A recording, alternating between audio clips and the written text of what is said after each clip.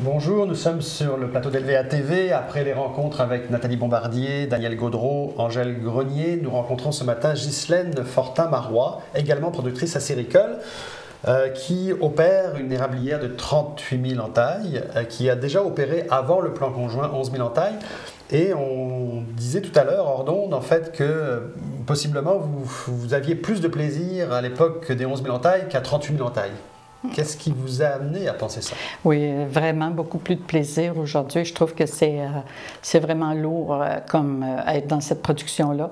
On avait la liberté et puis ensuite... Vous aviez un sentiment d'entreprise, d'entrepreneuriat plus fort? Oui, beaucoup plus. On était laissé beaucoup à soi-même. Et pour nous, ça faisait notre affaire. On a appris les tenants et aboutissants de cette production-là, puis ensuite les entretiens avec les acheteurs.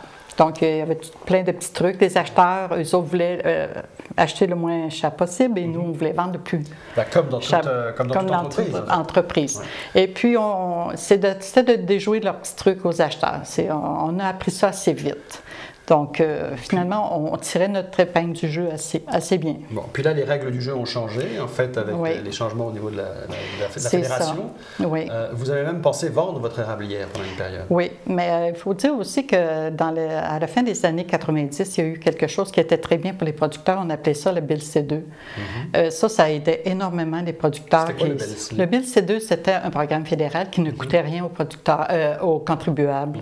C'est qu'en attendant la vente de notre sirop d'érable, on pouvait avoir un prêt financé par le fédéral. Puis au fur et à mesure de nos ventes, on remboursait ce prêt-là.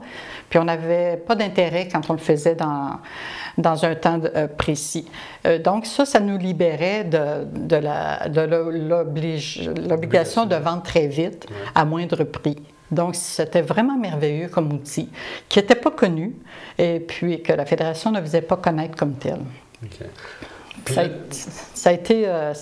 Pourtant, c'est une aide aux producteurs. C'était vraiment très bien. Ça a été, je crois, le meilleur programme que j'ai connu dans le sirop d'érable. Puis là, du coup, vous aviez pensé vendre votre érablière, ça ne s'est pas fait? Ça ne s'est pas fait. Au long des années, on a continué à produire, mais finalement, à un moment donné, on a décidé de vendre. On a décidé de vendre nos érablières. Ça s'est fait au début des années 2010-2011. OK. Mais la vente ne s'est pas conclue et vous avez continué à produire. Non. Vous êtes encore productrice de On est encore producteur, oui. La vente ne s'est pas conclue parce que la promesse de vente qu'on avait signée ne correspondait pas aux attentes de l'acheteur? Non, excusez-moi, je vais reprendre. L'acte d'achat qu'on était censé signer ne correspondait pas à la promesse de vente qu'on avait signée. Okay. Donc, quand on a vu ça, on a refusé de signer. Okay. Et puis là-dedans, il y avait une entente confidentielle qui s'était faite entre la fédération et notre acheteur, auquel on n'a pas participé. Donc, ce qui faisait que ça changeait les paramètres pour lesquels vous vouliez ça changeait surtout le fait qu'on n'était pas payé à la vente. Okay.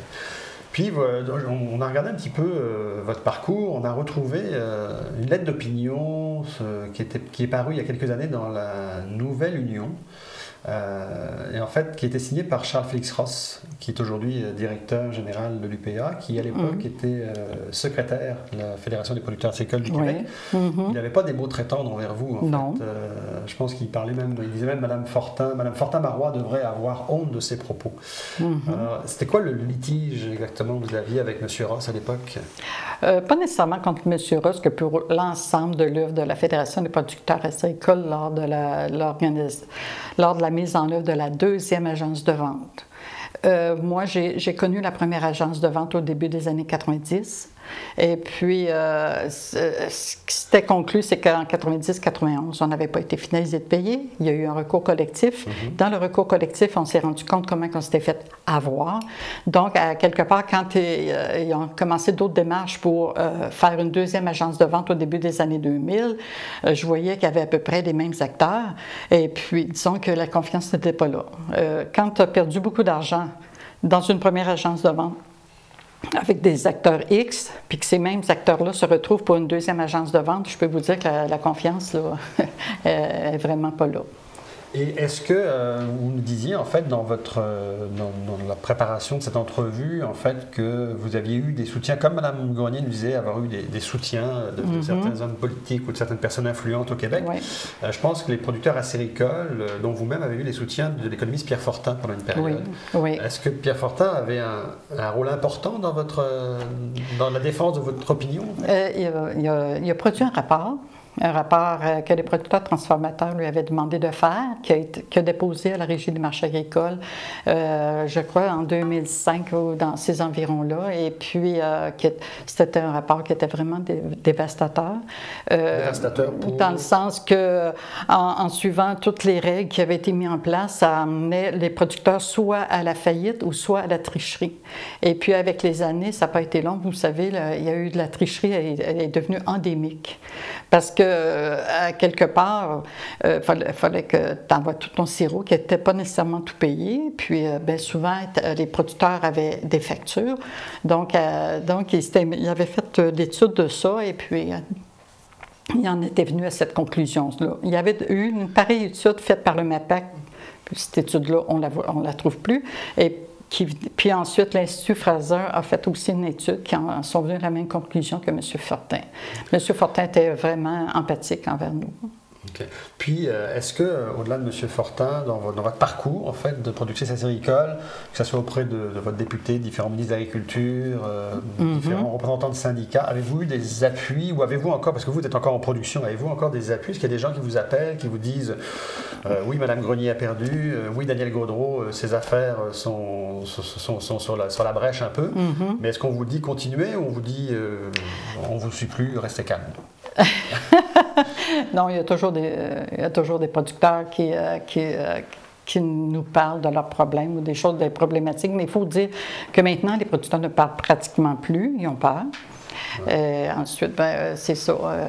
C'est un système qui a poussé les gens à la tricherie, puis ensuite, tout le monde se regarde. Tout le monde est... Et dans les hommes d'influence, dans les hommes politiques ou les hommes d'influence dans le monde médiatique, est-ce qu'il y a des gens qui vous appuient encore? Ou vous êtes en contact? J'ai eu un peu de contact comme ça, mais c'est beaucoup plus vague maintenant. Je pense qu'à un moment donné, le gaz... je laisse le soin à d'autres.